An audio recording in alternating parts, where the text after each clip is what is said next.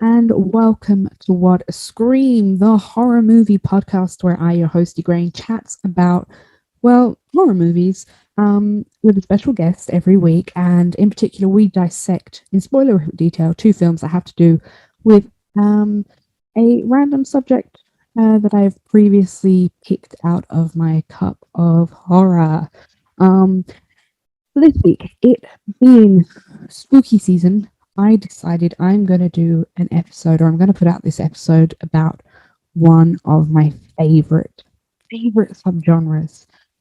It's one that freaks me out the most. It's just one that no matter how bad the film is, I will always watch it for this topic. And that is Demons. I love demonic horror. I love religious horror. It's just my jam. So I thought, fuck it. I'm going to put out this episode during my favorite season. So this week, my guest is Kat, and together we are chatting about demonic horror. And we are looking at two demon-themed films. So we are having a look at 2009's Drag Me to Hell, directed by the great Sam Raimi. And then we are looking at the Ari Aster Hereditary from 2018. Two very different takes on the demon genre, just as good as each other. So here it is, my chat with Kat about Demons. So I would like to welcome to What a Scream for the very first time my very special guest, Kat. How are you? I'm good, thank you. How are you?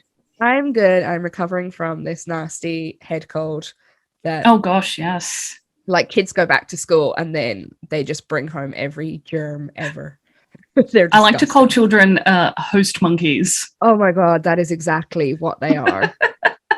Like, yeah. Stop. I haven't been my nieces, because we're in lockdown here in my state in New South Wales, and because I haven't seen my nieces and also they're not going to school, I haven't been sick for a really long time. Yeah, like when we were in our really tough lockdown with like no school, whatever, I wasn't sick for like a year. Yeah. And then as soon as my son goes back to school, he's only been in school like a week and I'm already sick, and I'm like, oh, for God's sake. Oh God, grubs. The lot of them. It's literally like a Cronenberg horror film. Like, it's just disgusting. They're like walking petri dishes. I don't have kids, but I'm studying to be a teacher, so I'm like, I'm going to be sick all the time. This is going to be good fun. Yeah, you're going to have to get like a special spending card from the local pharmacy and health food shop. Just a tab. Set up a tab there. So would you like to introduce yourself to the podcast and tell us like what you do? Sure. I'm Kat. I am the host of TGIF, a horror movie podcast where I talk about entire horror movies with a guest and we just analyze the film. It's literally just us making fun of horror movies that we love. I also am the founder and editor of a personal essays anthology called Hear Us Scream. So volume 1 comes out hopefully this October. Uh-huh. I feel like I'm slipping further and further behind with that. And I'm also the editor-in-chief of the website for Hear Us Scream. So it's a inclusive website just for everybody, just to give some people a starting platform to get their voices out there and heard. And hopefully they get to move on to really cool stuff and get paid big bucks for it, because that's what I want for them. That sounds great, and that is the dream. Hopefully, exactly getting paid. Yes. So how did you get into horror, and do you remember what your first horror film was? My first horror film, I tell people it was A Nightmare on Elm Street because that's like the first one I really remember. Yeah. But I also remember my dad bringing home A Sixth Sense when I was 10. Yeah. And because he loves M. Night Shyamalan, he loves Bruce Willis. So he was like, oh, got to watch this movie. And I was like, oh. So I'm pretty sure that's where my vomit phobia started. Because it just traumatized me so much. But I didn't really get into horror until I was maybe in my early 20s. So like 10 years ago. Like really lent in. Yeah. Yeah. which because every single of my ex-partners have been horror fans, and they've also been Xbox players. So I don't know if there's like I have a type. I don't know. But yeah, they've all been really enthusiastic about different subgenres as well. Yeah. So I've been, gotten to watch a lot over the last 10 years. It's been really awesome. Yeah. And why do you think you were kind of a late bloomer, as to say, when it comes to being a fan of horror? I think I watched a lot of supernatural horror growing up because my grandmother, who raised me, that was her favorite. She loved to watch, ghost movies and stuff. Mm-hmm. But I just never really enjoyed it that much. I was also raised by my dad, who was really into action films and fantasy and sci-fi. So but I found like my love in, dystopian sci-fi, where it is kind of like borderline horror in a way. Yeah. But yeah, it took me a really long time to be like, I think I like horror movies the most out of everything. And yeah, I think it's just my family weren't all really into it. Okay. So it wasn't, my mum hated horror movies. Yeah. So there was no way that was going on. And I've chatted with people before about, so if they got into horror really, really early, do they think it affected them as an adult? But do you think because you weren't into horror as a child, do you think that has had kind of a reaction as an adult that perhaps when you watch horror now, you have a better way of kind of taking in the things that are happening? Or do you think it's just had no effect at all? I don't really know. That's a really good question. I haven't noticed a change in myself. I think because horror is so incredibly relatable for everybody on their own, personal level. And so we all kind of consume it differently. As a kid, I liked spooky things. I liked, the Addams Family, and I watched the Munsters and Goosebumps, and I didn't really see it as horror. I just saw it as something else that I was watching because, my sister liked it, my cousins liked it. And it was one thing that, my parents both agreed, because my parents were separated, they both agreed that we were allowed to watch. Yeah. And as I got older, I was kind of like, it's all right. It's okay. I mean, I watched Saw at 15 when it first came out because it was just such a big thing here because, James Wan and Lee Winnell were both Australian, are both Australian. And so it just went off here. So I was like, oh, well, I'm going to have to see it now. Yeah. And I kind of just dropped off. But I don't think it's really changed the way that I consume horror or look at horror. Yeah. Okay.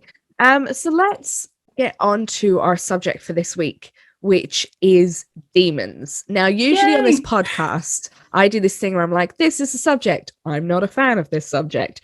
And it seems to be this running thing, whereas demons, like, that is my jam. I love demons. I love religious horror. I love possession. You're a fan of demons as well, aren't you? Yes, absolutely. I love religious horror. For me is just, I find it so fascinating. It's just so, it's like watching a documentary on ancient Egyptians or something, like you're learning so much about myth and lore and where all these things came from, and it's like a history lesson. It's fantastic. And one thing, when we were chatting before recording, we both realized that we come from a culture that's very, very heavily religious. I'm from Irish Catholic, which is like, it's the big bad. It's the big bad. It's the big bad. And it's, especially in Ireland, there's still not a separation of church and state. There's still a lot of, laws that are made by the Catholic Church that are, laws in the state. And it's still a very heavily kind of religious country. And for me, demons, possession, religious horror always felt like a rebellion to me. Like, it was always like this especially because, the Exorcist was pretty much banned here until the uncut version could only be released in like 1998. Oh, wow. Yeah. So it's, even the media that was consumed in Ireland was still very kind of censored by the Catholic Church. So for me, religious horror was always that little bit of a kind of a rebellion. What did it mean to you coming from your religious background? Well, I spent 4 years in the Church of Jesus Christ of Latter-day Saints, which most people know as Mormonism. Yeah. It was you didn't do anything. I didn't watch cartoons. I didn't watch like our Home and Away or Neighbours or anything. I didn't drink soft drink. I didn't have, you can't drink soft drink or coffee. Oh my that God. didn't bother me. At 10, that didn't bother me. I was like, ew, coffee, yuck.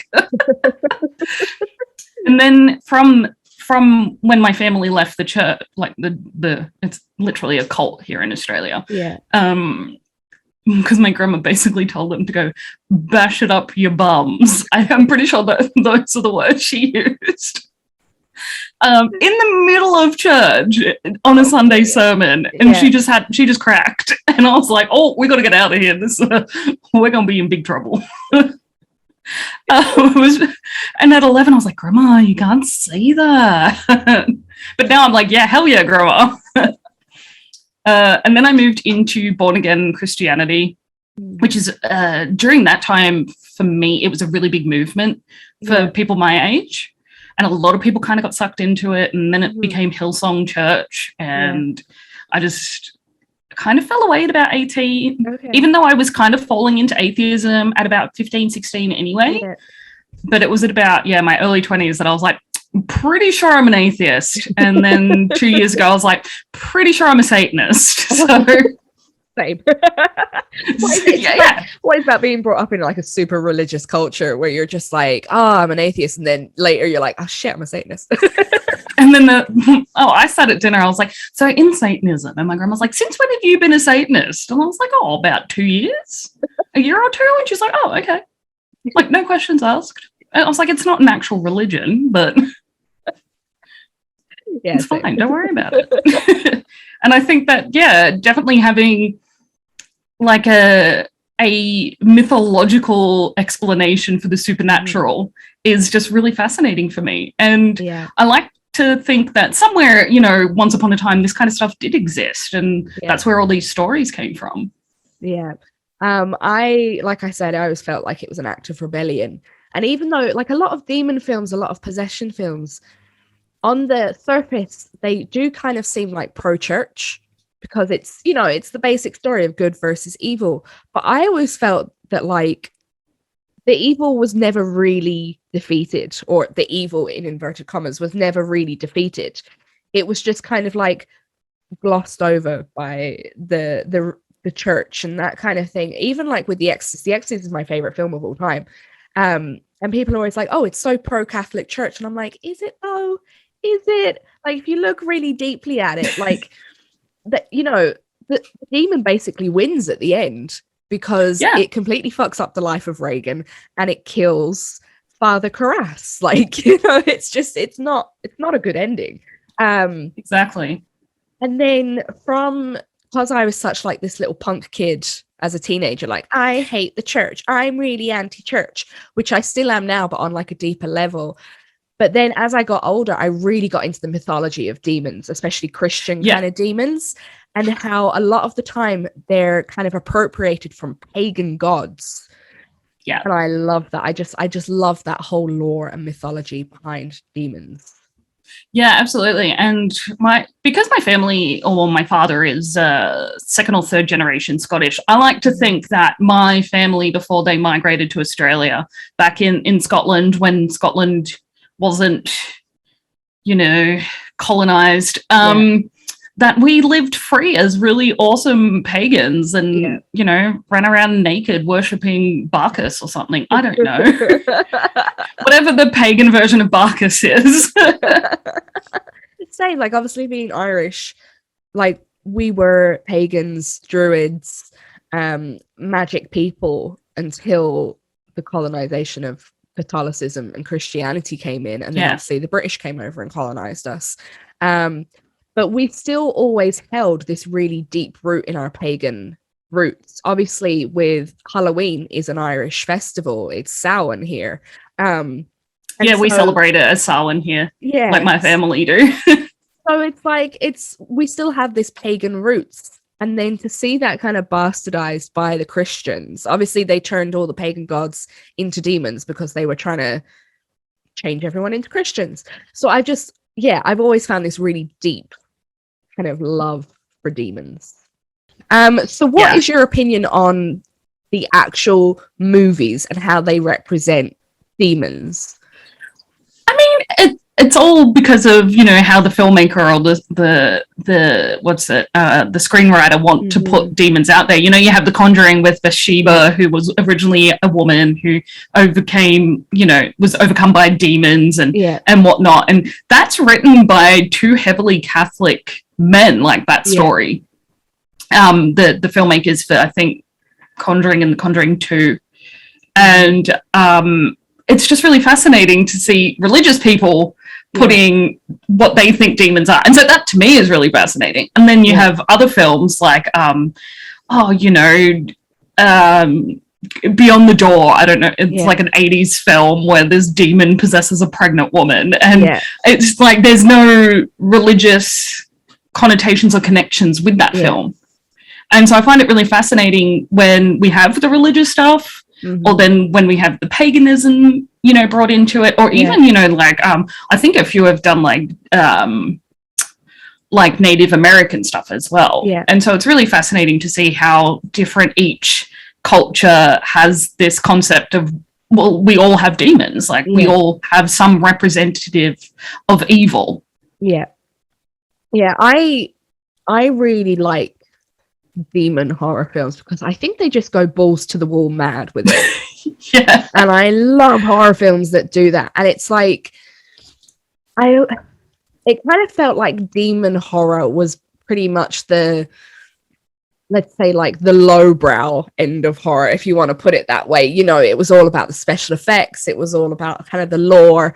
And then you had stuff like one of the films we're going to talk about now, Hereditary, kind of come out, and I hate saying elevated horror because that always sounds really like snooty and like up your own arse. Oh, it's just horror for the masses. But Hereditary came out and kind of, and I'm sure we'll talk about this, but it kind of elevated the demon lore, and it became really, I mean, horror's always been deep, like it's always got different subtexts and levels, even like demon horror has, but it kind of elevated it a bit more. And that's why I like demon horror, because it has this massive scale of things where you're like, if you want cheap laughs and great special effects and like, you know, cheap scares, you've got that, but you've also got the like super almost educated deep horror of demons as well, and I love that.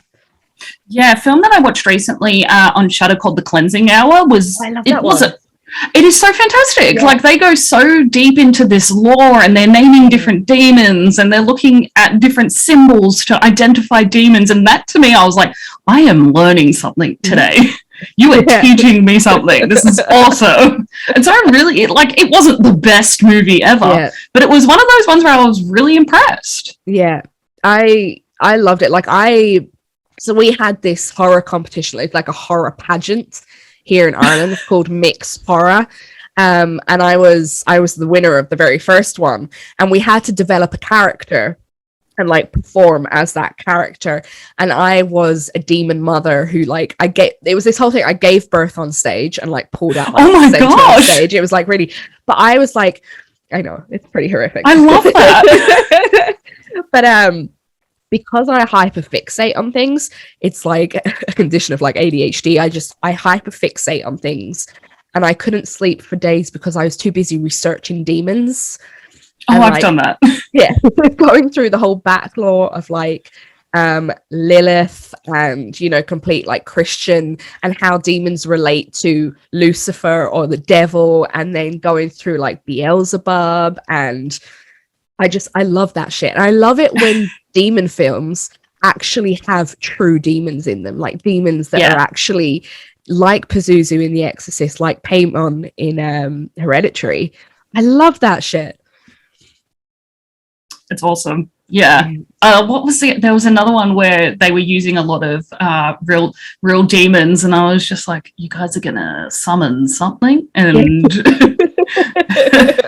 like for someone who doesn't believe in heaven or hell, I'm still like absolutely shit scared of something like that coming to bite me on the bum, because I'm like, no, knowing my luck, I'd summon something and it's gonna follow me around for the rest of my life.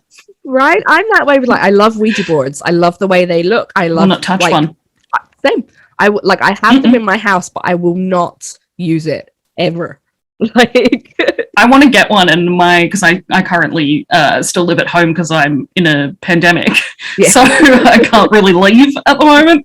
And I was like, "Oh, Grandma, I'm gonna get a Ouija board," and she's like, "Don't you dare!" She's like, "I do not want one of them in my house." And I was like, "Oh."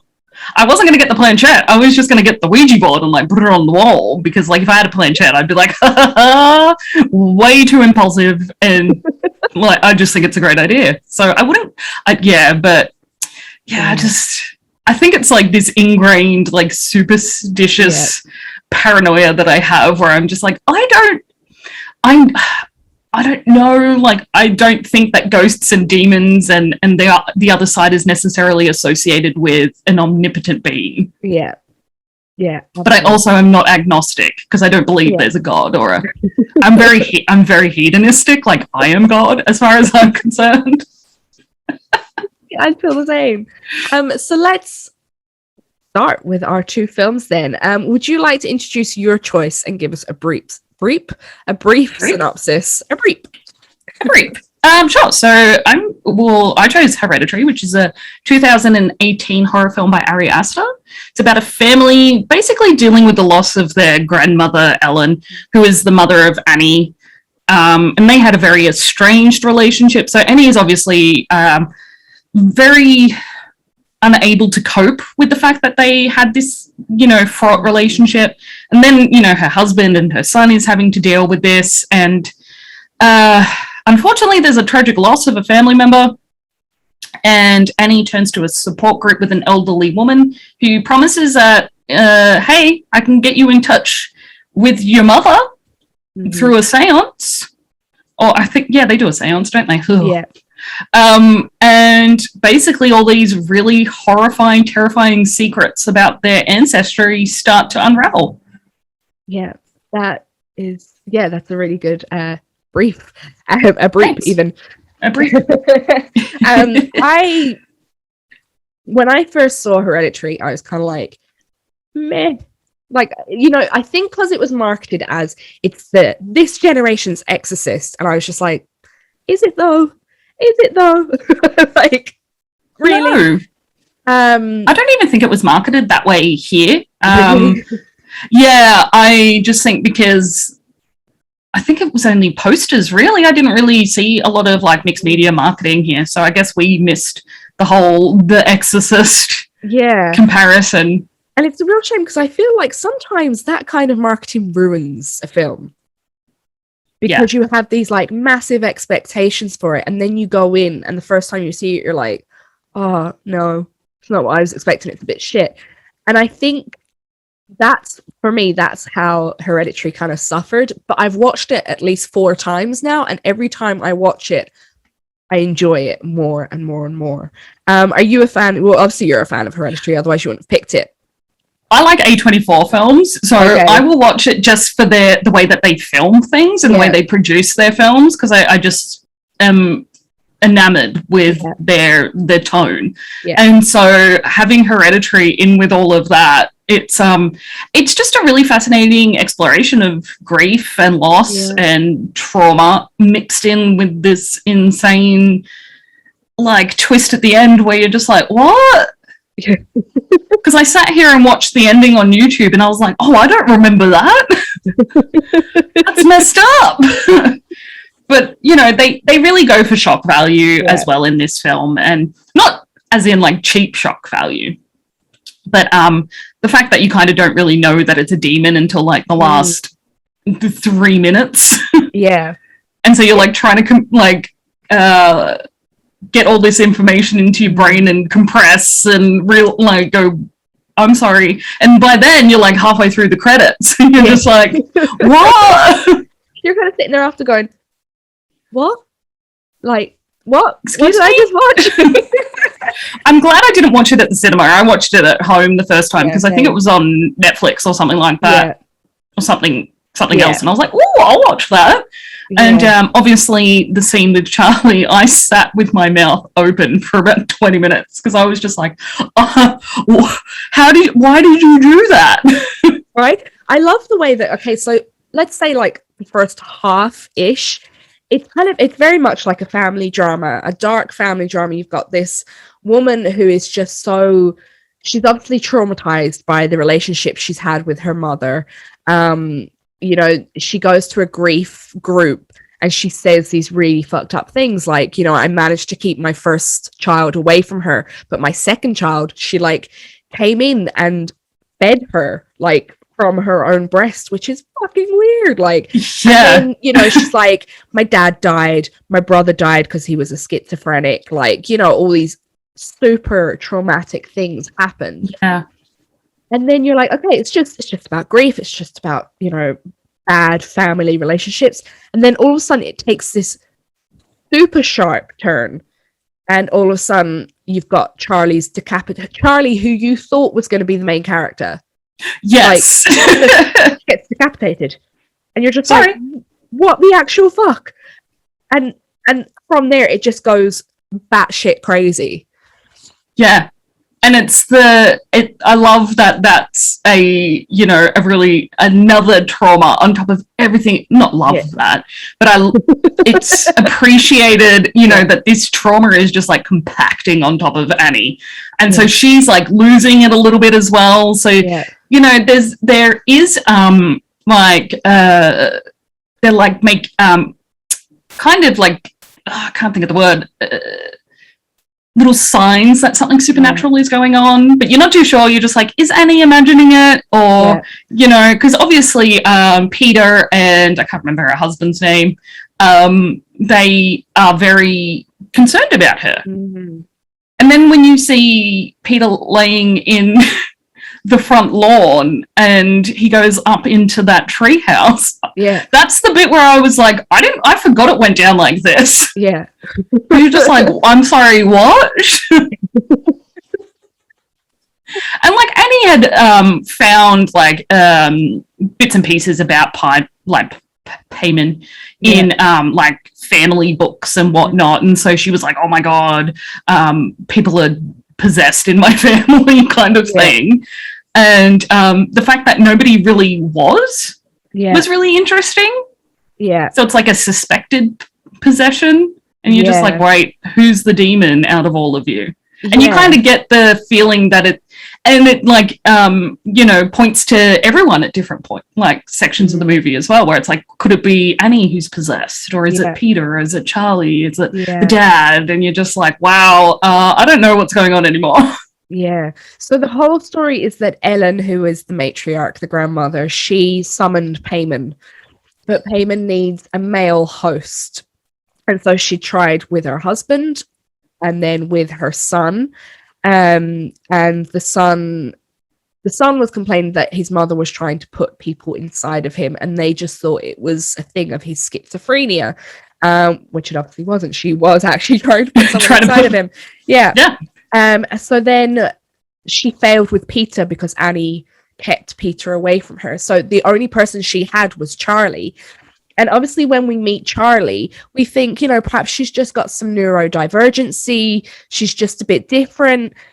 But then we kind of get the feeling that actually Paimon is inside of Charlie. And that's why she's a bit different, why she's a bit kind of weird, let's say. Yeah, she does do some odd things. The clicking thing got to me a little bit, and I was like, okay, because I know that certain demons make certain sounds, and clicking is definitely one of them. And from all of my Ghost Adventure analysis that I've done recently, I watched the entire last season.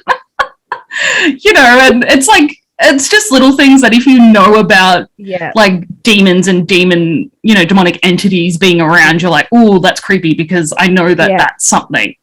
And like eating lots of sweet things.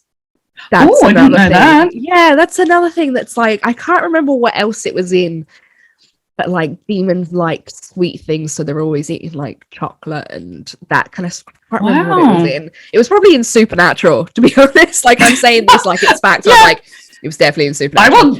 Look, you could tell me anything and I'd be like, I think my grandma might be a demon. Same about my son. I'm like, he's definitely a demon, but like definitely a demon. Recently, just side note, recently he's taken to hissing at people like a cat. So I'm like he gets annoyed and he's like, and I'm just like, you're definitely possessed. Definitely. I know, I love that. He can come hang out with my niece. She does stuff like that. So yeah, we kind of get the feeling that Charlie is a demon, but then her death is kind of like, it's the middle point of the film, and it's like we kind of come to find out that this cult was almost instrumental in her death, because her death has to happen for Peter to become vulnerable to being possessed by Pagan eventually, after Annie has been possessed as well, because she has to die as well. And it's insane, because there's all these like the Harbinger stuff before Charlie dies, like the crow smashing into the window and her seeing her like deceased nan watching her all the time, and it's like, you know, something's going on, and maybe she's gonna, I thought she was gonna get kidnapped, but that didn't happen. She just got her head knocked off by a telegraph pole instead. You're like, just that. And that is such, like, let's talk about the horror moments in this, because it is a horror film. I know a lot of people, you know, are kind of like, they put things on it like supernatural thriller, and you're like, it's a horror film.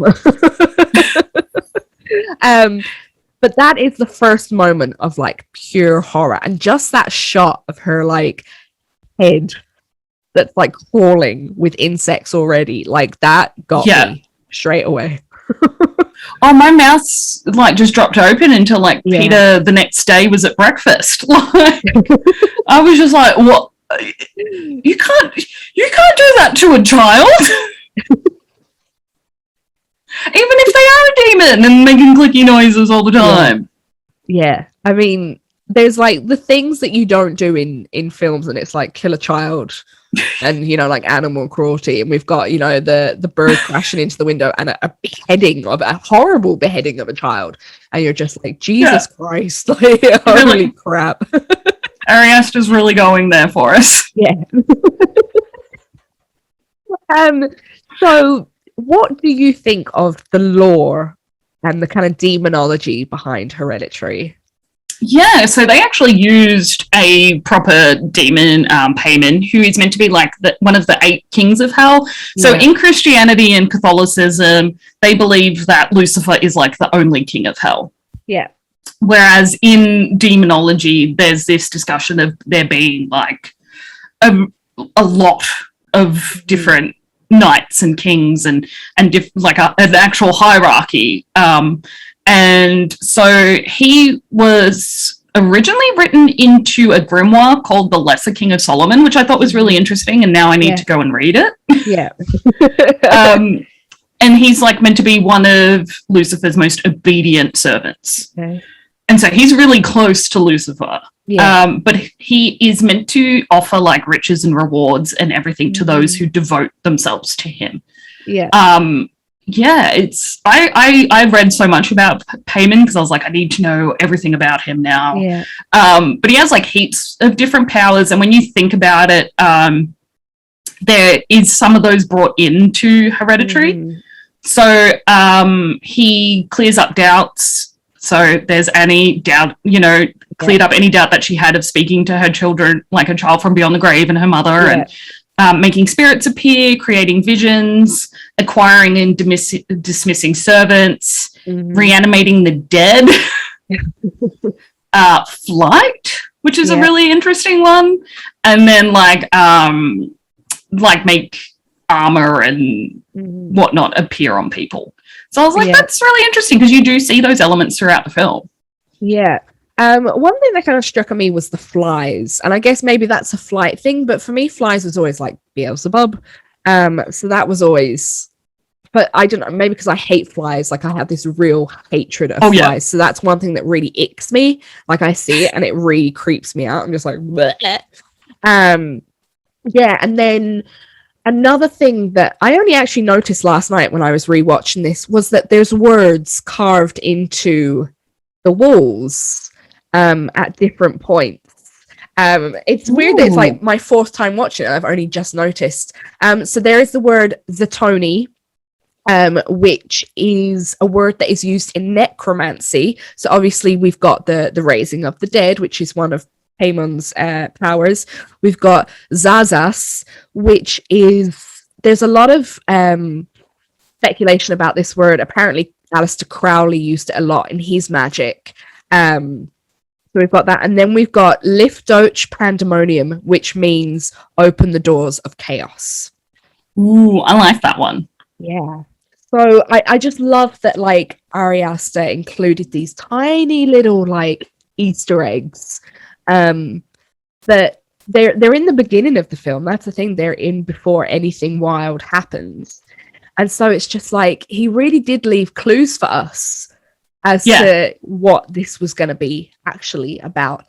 And I love that. I love those little clues. And yeah, I mean, one thing that I kind of don't like is that they kind of, what's the word? They kind of related it to a male power. That's the only thing that I'm kind of like, meh about, especially because apparently Paimon, the original name, comes from a Mesopotamian goddess. Yes, I did read that, yeah. So I'm kind of like, I get that, you know, Charlie, basically they called Peter Charlie at the end because it was like Paimon's spirit who was in Charlie who is now in Peter.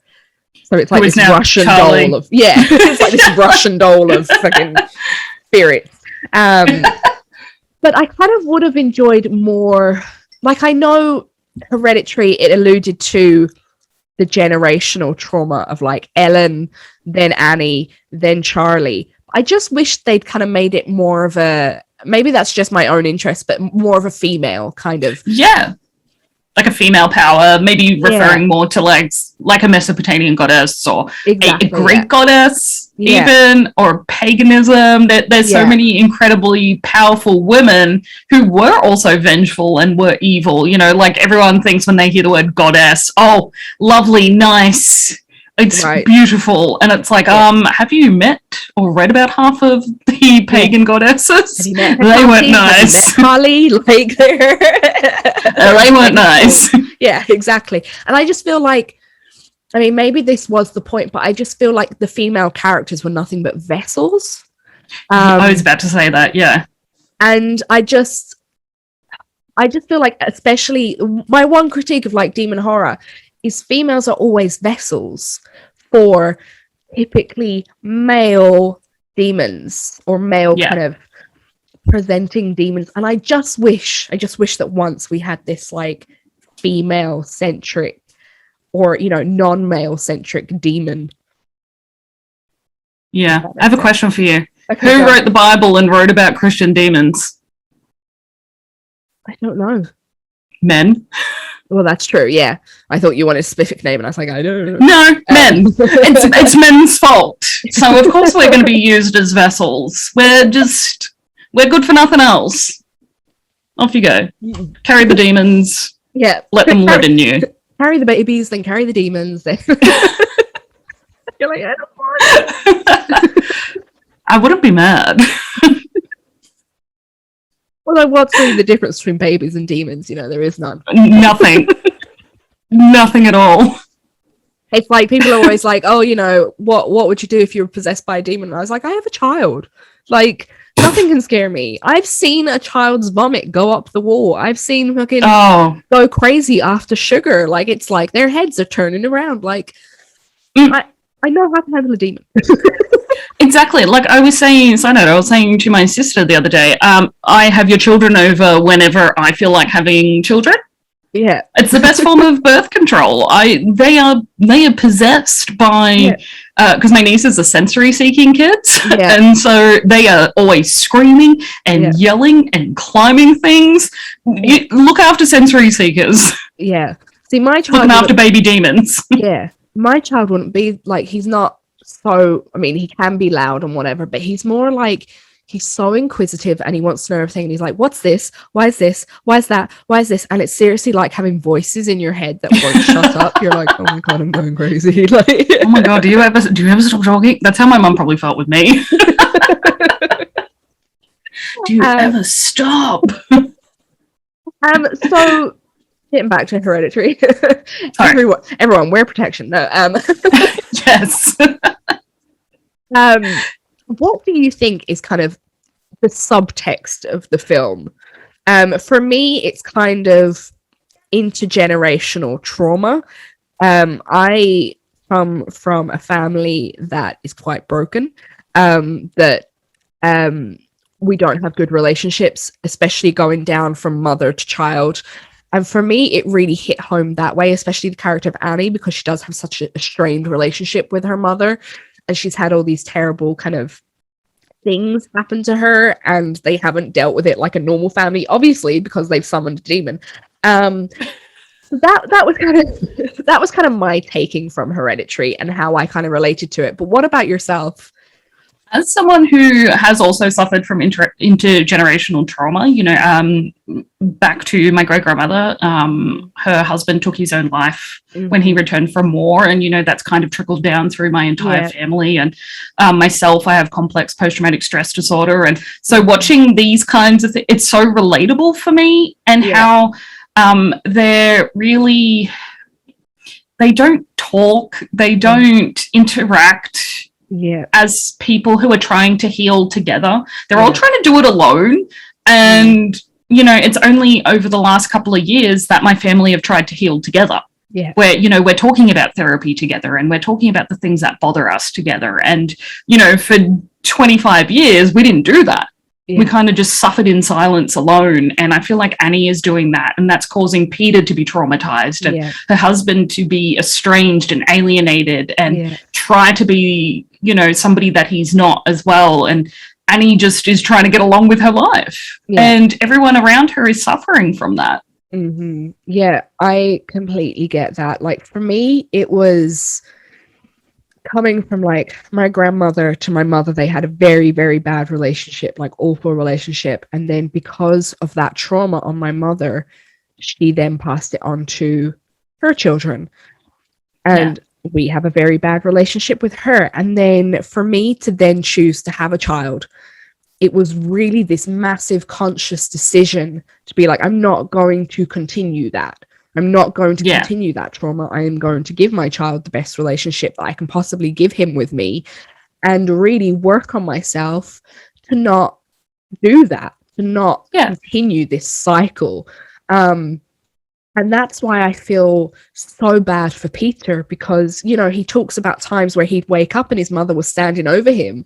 The time that she poured gasoline on him.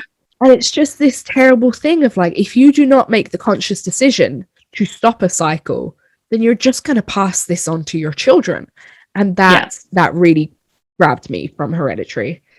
Yeah, absolutely. And myself having my mother who... I don't really know much about my mother's relationship with her mother, because I don't ask. I'm just not. I don't know why. I just don't ask. But I haven't spoken to my mum in 10 years, and I definitely feel that I don't know how I would cope when she does pass away, because of me never being able to unload and be like, "Hey, guess what? You fucked up." Yeah. Because, my mum was very hateful in the way that Annie is towards Peter. And, I definitely, a lot of Peter's behavior, and, there's a conversation between him and his mum at the dinner table, and he shuns away from her. And I was like, oh my God, I feel you. Yeah. Like, I felt myself so much in Peter, because I was like, oh my God, I've been there. I've been there with a really, a mum who did suffer quite a lot of trauma. Yeah. And, not coping with it and repressing it, and then inflicting it on others. And my sister, like you said, made a conscious decision to have children. And, she's worked so hard to keep a really good relationship with her kids. Yeah. And me, I'm just like, oh, I don't know. Yeah. I don't know. Because, I've got a sibling that is re-entering that cycle and perpetuating that cycle of trauma with her own children. And I'm just like, I don't know how I'm going to handle it. So let's just not at the moment. Yeah. It's just, I think the real horror from Hereditary comes from the real life horror of intergenerational trauma, and you know, a lot of emotional and psychological abuse that are inflicted on children of a certain generation. You know, our parents' generation they didn't go to counseling, they didn't go to therapy, they didn't, you know, Don't go to rehab. It would suffer in silence. You know, it was take alcohol, take drugs, take anything, abuse other people. You know, it was just this really, and it's definitely our generation is the first one to be like, actually, you know what? Like, whether it's because of the birth of the internet age, because we have so much more access to information and also to connect with other people who are in a similar situation. And so ours is really the first generation where we can be like, okay, you know what? Actually, we can step away. We can, you know, kind of break away from that part of our lives. And it's okay. And so I think that's why every time I watch Hereditary, I'm like, I like it more and more and more. Yeah, I think because it is so relatable and it says a lot about the different ways that people do cope with intergenerational trauma. Like my dad, his mother grew up on a farm during the Great Depression and lost her dad to tuberculosis at 9 years old. And like my dad was in the military and stuff. And he didn't turn to drugs and alcohol or abuse or anything like that, but he did keep to himself. Yeah. And he's a very like my dad isn't a very affectionate person, or so when he does say something nice, you're just like, oh, thanks, Dad. That's it. Thank you. But I kind of mourn the person he would have been if he didn't go through that trauma. Yeah. But I kind of like you saying that, I kind of relate that back to Annie's husband as well. Like, even though like he's a psychologist and you think he would know better, but it just doesn't seem like he is. He's still kind of almost allowing Annie to continue this cycle of trauma and abuse. And even I noticed last night when I was watching, even the way he treats Charlie, he's very like, I don't know, he seems very like unloving towards her. Detached. He's always having a go at her. He's always telling her not to do things, don't do this, don't do that. And you know, it's just, it seems like he's also battling his own demons, as it were. Even though he's like a psychologist, he's still not, you know, he's still not great at the whole emotion thing. No, I feel like it's a good representation of how trauma impacts even, you know, the people who are meant to be these strong-minded people or these people with all these incredible strategies. You know, it doesn't discriminate. Like, if something traumatic is going to happen, it's going to impact you even in the smallest of ways. Yeah, absolutely.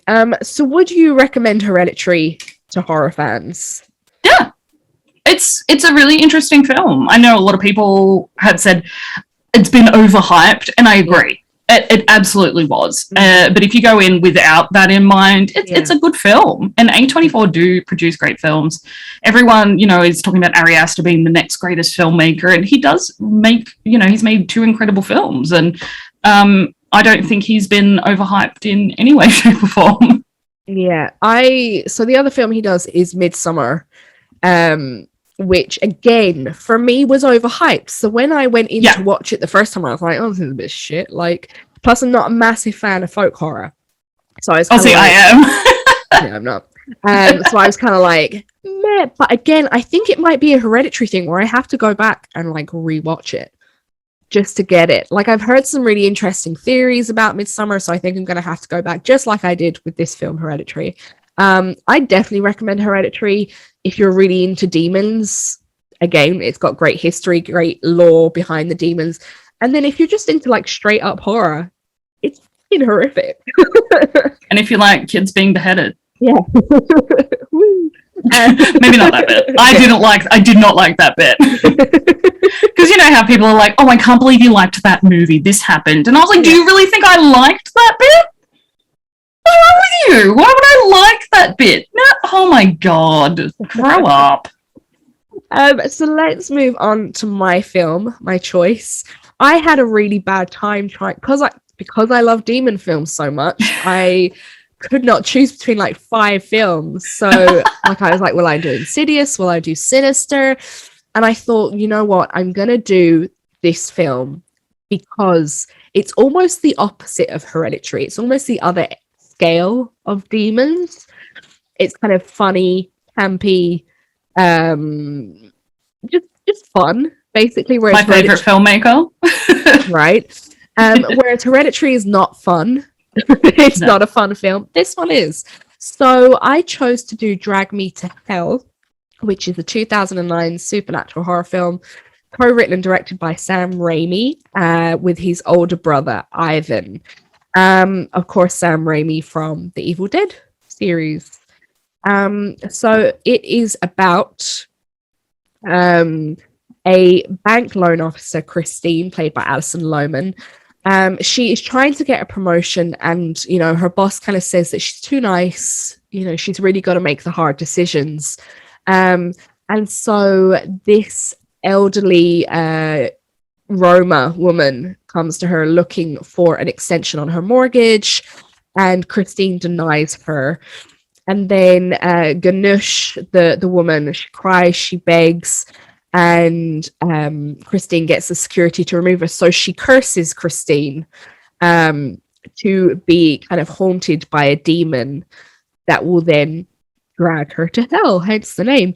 And so Christine starts hearing things, she starts seeing things, and she gets help from a person called Jazz, who introduce her to some more people who, they prepare a seance to kill the demon, the Lamia.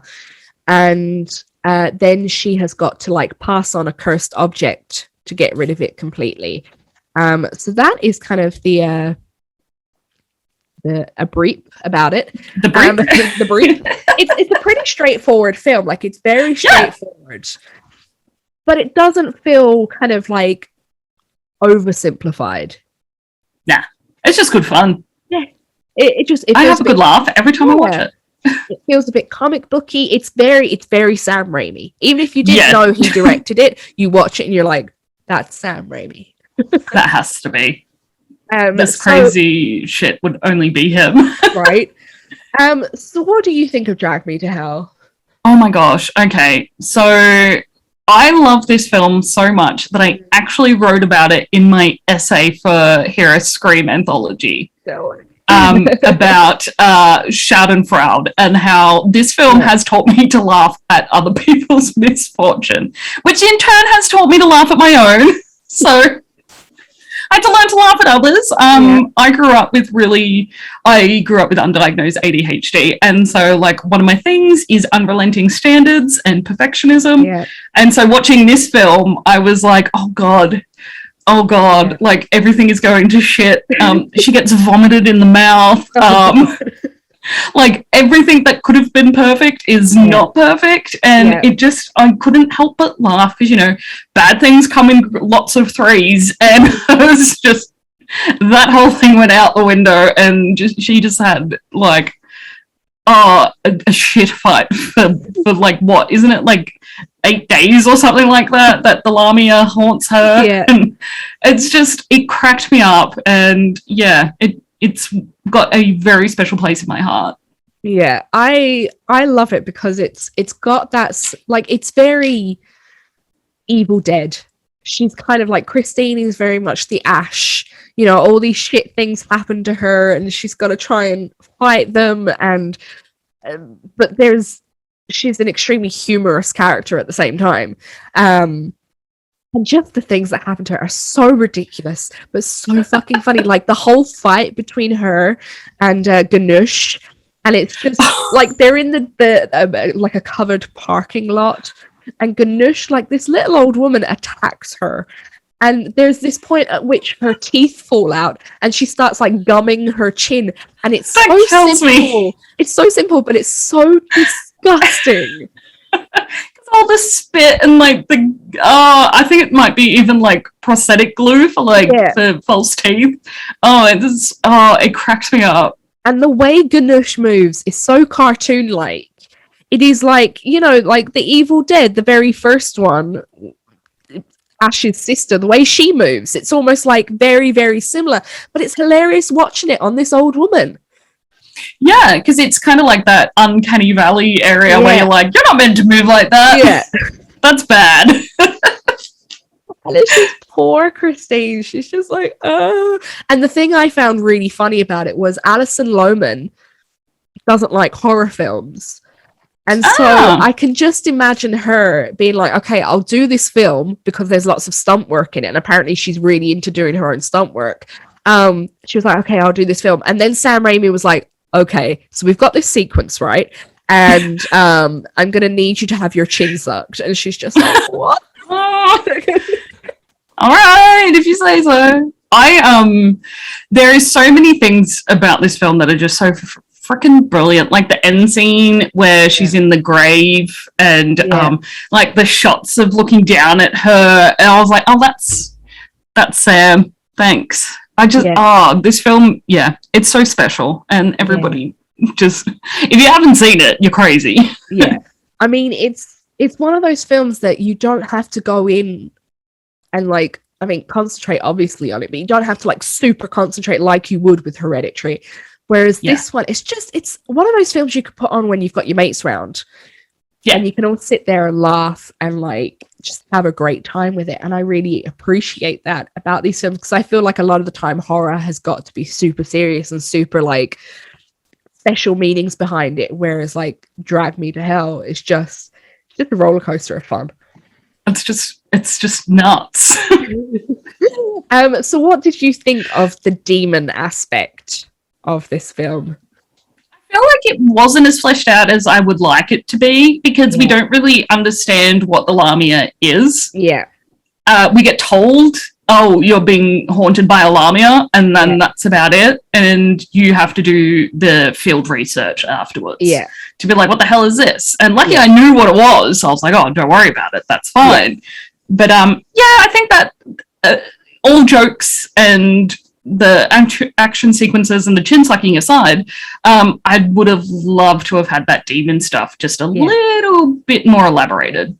Yeah, so the Lamia in classical kind of mythology, it's actually a female demon who devoured children. So we get this kind of, the very opening scene is of a child being haunted by this demon, the Lamia. So we get that kind of slight nod to its origins, but like you said, I wish they'd gone a tiny bit deeper into it. Yeah. Just to have that kind of background as to like, why is this thing haunting her, and where does it come from, and how does it relate to the Roma people? Which was a bit kind of disconnected. I loved the way it was portrayed. I love that real campy, like they used a lot of puppetry work, a lot of animation, and a lot of the time I'd be like, no, I don't really like CGI and blah blah blah blah blah, but I actually quite liked it for Drag Me to Hell. Yeah, it wasn't too like they didn't rely too heavily on CGI to fill in the gaps. I think the only scene that they really used a lot of CGI was when Hell opened. Yeah. And they had like the fire and stuff. Yeah. And to me, I was like, oh, that's fine. It fits in with everything that's happening in this film. It's totally, it's great. It makes sense. But yeah, I'm going to watch it tonight. Because I love it so much. And the thing is, like you were saying about developing that backstory, is like Sam Raimi did such a fantastic job on creating his own lore and his own universe. It's like, come on, you know how to do this. Yeah. Like this Lamia like exists as a story already, and as, you know, a myth already. Like you don't have to go too far besides Wikipedia. Yeah. Like, just add a little bit like beef to it. Yeah. So I have a question for you. How do you feel about the depiction of the Roma people, especially like a Roma elder? Obviously they use the G word, which is kind of, it's a slur. So I don't really want to say it, but how do you feel they depicted? And do you think that perhaps looking back, I mean, it's been more than 10 years. Do you feel looking back, it's kind of aged it a little bit?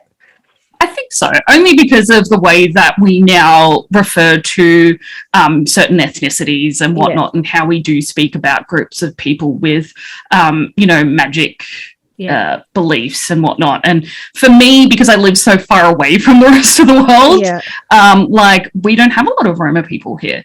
My partner's family are from Eastern Europe, so they've told me little bits and pieces about how Roman, like they interact in like parts of Yugoslavia and whatnot. But it's still not like a significant impact for me to know a lot. Yeah. And but I still get really awkward watching people use the G word, and for a long time I did here because it didn't mean anything. It meant like I pictured Esmeralda from The Hunchback of Notre Dame. That's how it was for me in this little fantasy land of Australia. But I know that there's a much bigger cultural impact and social impact, especially in the UK and parts of Europe. And knowing that now, I look at the film and I'm like, yeah. I mean, we definitely you could have literally done an old Irish woman. Like Lamia exists in Ireland as well. Like we have our own, the Celts have their own version of, a creature that would bring people to hell or to I don't know what it's called in paganism. But it's like you didn't have to use a Roman woman. Yeah, I mean, there's so many tropes in horror where it's like an old Roma curse, or you just feel like, okay, it is a trope, but it, like you said, it could have used something else. And painting an ethnicity who is already very vilified, obviously because people are racist and they do shit things, but it's a community that is already vilified, so why vilify them further? Especially when our protagonist is a white, blonde, pretty girl. Yeah, it's kind of like, oh, like they could have literally done an old Scottish woman, and no one would have been offended. Exactly, or like just someone other than a community that is already that's already persecuted. Yeah. So that's my only gripe with Drag Me to Hell. I know it's a pretty big one, like in the grand scheme of things. Yeah. So I just wish that perhaps that had been revisited. So would you like to see a Drag Me to Hell sequel, or do you think it's fine as it is? That's really interesting. Well, because she does pass the curse on. Yeah. So imagine that. Yeah. That'd be I would watch it. Yeah, definitely. It's not necessary. I'm not going to create a petition to get one made, but dear Mr. Raimi, can you? My name is Catherine Benstead. You'd be like, what? Who's this bitch? I would watch it though. I'd even go to the cinema and watch it. Yeah, I think usually I'm not a fan of sequels, blah blah blah blah, but I just think with the success of his Evil Dead series, I really think there's room for a Drag Me to Hell series. Why not? Or a crossover. Let's do a crossover. Imagine that. That could be cool. Yeah. Maybe we should make it ourselves. Let's do it. Like fan-made. Right? I mean, Evil Dead started off as a very low budget kind of student film. Exactly. So would you recommend Drag Me to Hell to horror fans? Oh, hell yeah. It's kind of like one of those comedy staples like Shaun of the Dead or Black Sheep. I don't know if you've seen Black Sheep. That movie's so ridiculous. It's just one of those staples that you should share with non-horror lovers. So it's like one of those ones where you can be like, oh, you guys want to watch this really funny movie? Yeah. Like I'm pretty sure I'd even let my nieces watch it. Yeah, same, because it's really not overly gory. I mean, we do have those little bits of body horror with the old lady, but it's not gory, and it's not it's not super scary, super that you'd traumatize a child. It's kind of like so it won't traumatize them? Oh, they're not watching it. Maybe. I'll see. I'll let my 3-year-old decide that.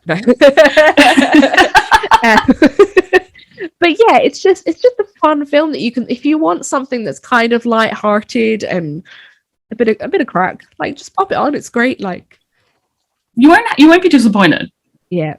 So out of the two of the films, if someone was like, I want to watch a demon horror, which one would you say if you had to choose one of them? Probably Dracula. And I'd have to sit there and you being neurodivergent as well, the feeling where you have to sit and watch other people watching something you really love because you want them to love it as well. That'd be me with them. I'd have to even if it was on Zoom, I'd be like, I have to watch your reaction to this film. Yeah, I think I don't know, because I really love the lore behind Hereditary. And I think if you're someone like me who's a big nerd when it comes to like mythology behind things, then I definitely go with Hereditary. But if you are just after like a bit of fun, then Drag Me to Hell. So it's a bit of a hard one. They'd make a great double bill though. I would actually put them on a double bill. Yeah. Because you need a laugh after watching Hereditary. You definitely. need, and maybe a scotch on the rocks. But just take the edge off after all of that. Absolutely. So what do you think is the future of demon horror? Oh gosh. I think because streaming services like Shudder are putting out these really creative independent films like The Cleansing Hour. There's a new one coming out soon called Demonic. It's coming to Blu-ray. I can't wait because it didn't.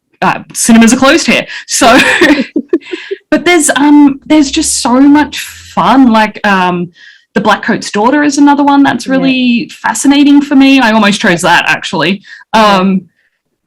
But yeah, the future, oh gosh, I think just with the access we have to technology and the internet and like how many demons are there that they can explore, like there's so much room to do so many creative things and put out these really amazing stories, whether it's about possession or it's about a haunting of a demon or, there's all these really incredible opportunities. Yeah.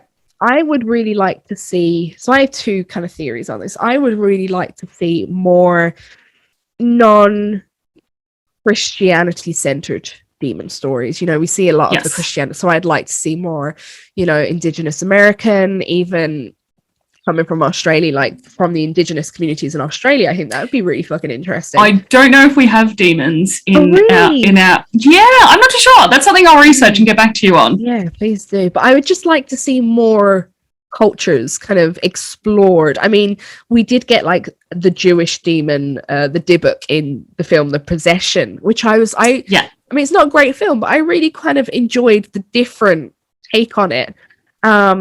Even from I did recently watch The Old Days. Okay.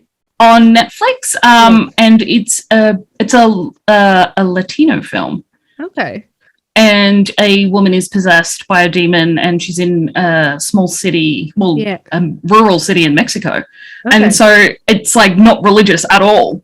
Their entire like exorcism and everything. It's really fascinating. Okay, yeah, because that's like obviously in demon films we get the exorcism in a lot. I know we both chose like two films that don't have an exorcism in them, but a lot of the time it's like a Christian exorcism. And I just, because of myself, because of the way I am, I'm like, what if I did get possessed by a demon? How would I fight it? Because I'm not Christian. So who's gonna help me? Right. So I'd like to see something like that, a bit more kind of brought to the forefront. And also, I mean, have you seen Host? No, the thought scares me. It's brilliant. Like, it's so good. I definitely recommend it. Especially if you use Zoom all the time. It's hilarious. But yeah, I'd like to see more of that, like modern technology kind of, how does that integrate? I mean, could we have an exorcism over Zoom? Like, would that be possible? Why not? Why not? So I definitely like to see that as well in demon lore. Yeah, it kind of frustrates me a little that demonology seems to be this very Christian-centric study, whereas like so many demons aren't from Christianity. They're from all these other incredible religions. I think there's Islamic demons, and I don't think Buddhism has demons because they don't even have a god. So I don't think they don't believe in heaven or hell. They believe in reincarnation. So it's like... but I think even in like Hinduism and stuff, there's, in different cultures, even that aren't religious, have these really incredible stories that can be told and shared. And I just hope that with us being so very like people being very interested in demon horror, that it will become, more prolific than what it is. Yeah. So before we go, I always ask my guests, what is your favorite horror film? Oh gosh, I said to you, this changes all the time. This week, or actually for like the last month, it's been Salem's Lot. Okay. So, yeah. It's my number one at the moment. Okay, and are you a fan of Stephen King? Yes, a very big fan. I didn't grow up like reading his books, but I grew up Yeah. watching his movies. So I didn't really ever consider them horror because I was like, oh, they're just a spooky story. So I watched Pet Sematary at around, I think I was like 15 or something, like 14, quite young. I think I was maybe 10 or 11 when I watched Salem's Lot. And then I also developed this vampire obsession on top of that. So yeah, I can thank Salem's Lot for that. And the new one that's coming out, the television series. Yeah, that's going to be interesting. I'm looking forward to that. And I always love his original films, and so I'm just really hoping they don't butcher it, because I recently watched the Pet Sematary remake and did not like it. So yeah, I didn't like it either. I love the original. Yeah, same. But yeah, I'm hoping, fingers crossed. Yes, I have high hopes. Yeah. So thank you so much for coming on and chatting about demons with me. Thank you for having me to chat about demons. They're with Kat about demon horror, and in particular we chat about 2018's Hereditary, directed by Ari Aster. And Ari Aster? Ari Aster, not Aster. That's terrible. Ari Aster. And then 2009 Jack Has Made Hell from Sam Raimi. I hope you enjoyed this episode as much as I did, because I had such a bother trying to pick my film. You know, I chose Drag Me to Hell, but there was just so many. It was like stuff like Sinister and Insidious, obviously the Conjuring film. Like, no, I just love demon horror. If you have any suggestions for me about good demon horror, you can get in touch on our Instagram and Facebook at What a Scream Podcast, or our Twitter at What_Scream. Coming up on Halloween, we are having a very special episode where I will be chatting to a special guest about Halloween, the film. And the film series. So we're going to have an in-depth discussion about that. I mean, what other film could I have really done for a special this season? So keep an eye out for that. I hope you are having a great spooky season, and stay horrific. Goodbye.